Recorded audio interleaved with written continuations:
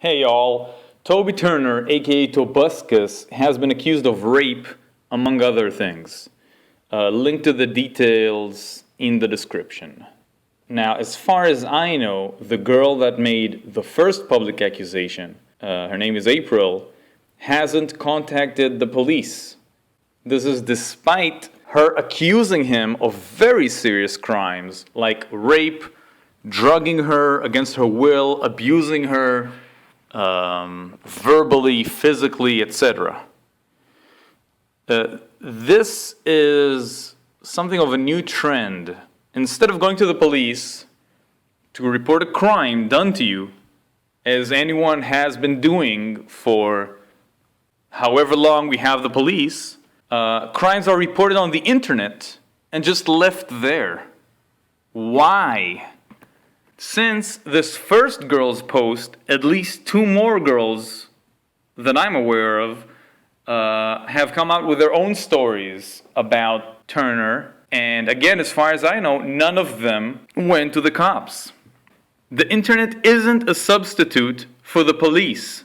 Don't use it as one. If we're talking about such serious crimes, you have to report them properly. If not to punish him for what he did to you, then at least to protect other women from going through the same thing.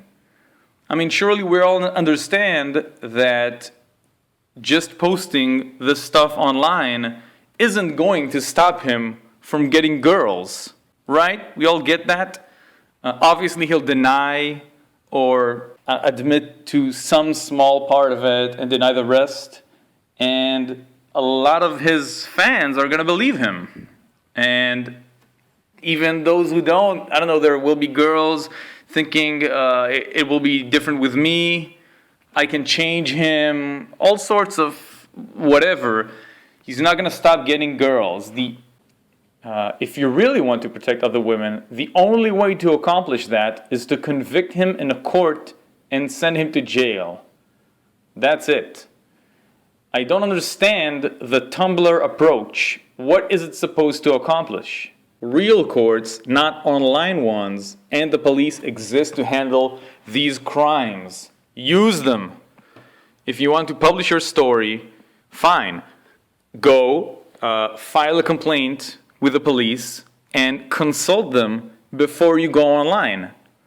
Ask them, will it help the investigation? What do you advise me to do? I'm guessing they'll advise against it, as it can potentially harm an investigation. But I don't know. I've never filed a complaint against someone in the police. I've never been part of an investigation. Who knows? But even if they say that, it's still up to you. You can ignore them and still write and vlog about it and do anything else you want. But do that in addition to going to the police, not instead of it. Now, this might sound like I'm taking Toby's side since I'm criticizing April, but that's entirely not the case. I can definitely believe this guy to be an abusive, rapist, drug addict, as a big celebrity who's, I suppose, a millionaire. Won't surprise me for him to act like that. And I can also believe that April's story is either inaccurate, exaggerated, or entirely made up out of spite against him. Who knows? I care a lot more about this trend of trial by media and how people react to these stories. People are jumping to conclusions based on really arbitrary shit. I'll give you a couple of examples. One argument I saw, her story is very detailed, so I believe it. I saw this quite a few times. And do I believe this person? Kind of, but again, it's so detailed. That's the thing. It's like typically when someone just says, "Oh, this person raped me," okay, and they don't really go into a lot of detail. But this is a very detailed account. I did research some of the stuff that she claimed. It's very lengthy, as you can see here. I'll grant you that, sure, a detailed story is more believable than a "he raped me and forced me to take drugs, the end" kind of story. But that's it. It's just a more believable version of that not very believable story. It still doesn't prove anything.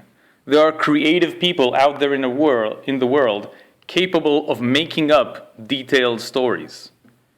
Another argument I saw was, it's on Tumblr, so it's bullshit. Now, it might be rare, but among all the dragonkin and pan-gender fluids infesting it, real stuff can still be posted on Tumblr. This is exactly why a police investigation and a trial in a real court is important, especially in these cases where it's often her word against his. This is where we as a society have decided to put our trust in these professionals to seek out the truth for us. And that's what they've been trained to do. That's what they have experience in doing. Obviously, they're not perfect. Sometimes they're corrupt. Sometimes they're driven by other agendas. Definitely, no argument there.